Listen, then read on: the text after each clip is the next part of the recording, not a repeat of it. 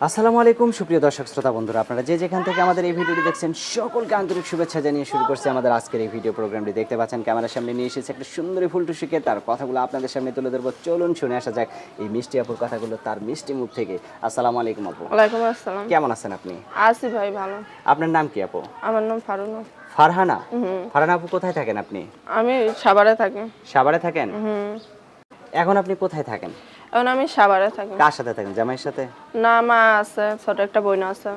মা আছে, ছোট বোন আছে। আপনার বাবা কি হয়েছে? বাবা নাই, বাবা বিয়ে শাদী করে চলে গেছে, খোঁজ খবর লয় না। মা আছে, আপনার মাকে আপনার নিয়ে জামাই থাকি। কি করে?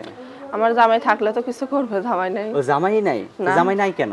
জামাই নাই, বিয়ে শাদী হয় নাই, এর জন্য জামাই নাই। বিয়ে শাদী হইলে জামাই হবে। বিয়ে শাদী হইলে জামাই হবে?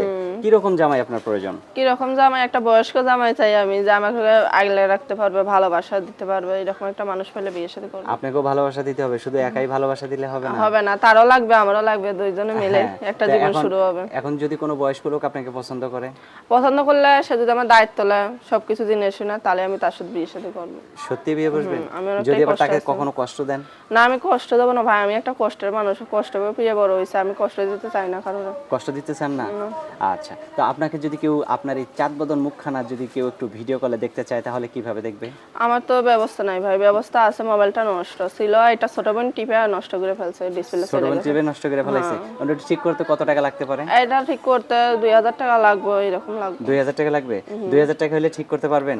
আর যদি কেউ আপনাকে এই মোবাইলটা ঠিক করার জন্য 2000 টাকা দেয়, তাহলে আপনি কি তার সাথে কথা বলবেন নাকি আবার তাকে কষ্ট দিবেন? না না, তার সাথে ভিডিও কলে কথা বলবো, কথা তার বলবেন? সাথে আমার মন মেলে আমি বিয়ে শাদী করবো। আচ্ছা, সে যদি আপনাকে 6 মাস বা 1 বছর অপেক্ষা করতে বলে, অপেক্ষা করতে পারবেন? হ্যাঁ, আমি পারবো অপেক্ষা করতে। সে যদি আমার খান খরচ দেয়, আমার দায়িত্ব হলে অবশ্যই পারবো, তার জন্য আমি অপেক্ষা করবো। এখন আপনাকে বিয়ে করলে কি আপনার পরিবারের কারো দায়িত্ব নেওয়া লাগবে নাকি শুধু আপনারই? না, আমারও দায়িত্ব নিতে হবে। আমার দায়িত্ব নিলেই হবে। পরিবারের দায়িত্ব তার মনের ব্যাপার, সেটা সে যদি চায় না, অসহায় মেয়ে, তার কেউ নাই, তার বাবা নাই, তার মায়ের দায়িত্ব নেবে, সেটা এর ব্যাপার। সে যদি নিতে চায় তো নেবে, না নিতে চাইলে আচ্ছা, আমার মাশাআল্লাহ। দায়িত্ব নিলেই হবে। মাশাআল্লাহ, অনেক সুন্দর কথা বলছেন আপু।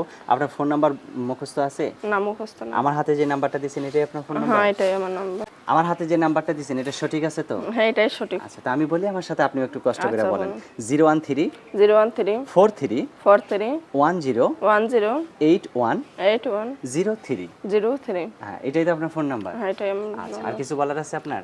এটাই বলার আছে ভাই, আমি দোকানে কাজ করি, কেউ একটা মেশিনের ব্যবস্থা করে দিলে তার সাথে আমি যোগাযোগ দোকানে করবো। কাজ করেন? দোকানে কি কাজ করেন? দোকানে টেলার্সের কাম করি ভাই। টেইলার্সের কাজ করেন? তা এখন যদি আপনাকে কেউ একটা টেইলার্সের মেশিন কিনে দেয়, তাহলে কি এটা দিয়ে আপনার সংসার চলবে? কেউ যদি একটা টেলার্সের মেশিন কিনে দেয় ভাই, তো আমার বাইরে কাজে যাওয়া লাগবে না, আমি কাজ করবো মানে বাসায় বসে। ঘরেই বসে কাজ করতে হ্যাঁ, পারবেন? আর তার সাথে কথা বলবো, যে ব্যবস্থা করে দেবে। আপনার শরীরের পোশাকটা আপনি কাকে দিয়ে সেলাই করছেন? আপনি আমি নিজেই নিজে সেলাইছি। মাশাআল্লাহ, অনেক সুন্দর কথা। তো তাহলে একটা দর্জি মানে একটা সেলাই মেশিন হলে তাহলে দর্জির কাজটা আপনি নিজেই ঘরে বসে করতে পারবেন, এর জন্য আপনার আর বাইরে যাওয়া লাগবে না। বাইরে যাওয়া লাগবে না, যে একটা মেশিন ব্যবস্থা করে দেবে, তার সাথে আমি কথা বলবো। আচ্ছা আচ্ছা, ঠিক আছে আপু, ভালো থাকবেন। আচ্ছা। প্রিয় দর্শক, আপনারা ভালো থাকবেন। আর এই সুন্দরী ফুলটুসিকে যদি কারো ঘরের বউ বানাতে চান তাহলে অবশ্যই বউ করে নিয়ে যেতে পারেন। ভালো থাকবেন সকলে, আল্লাহ হাফেজ।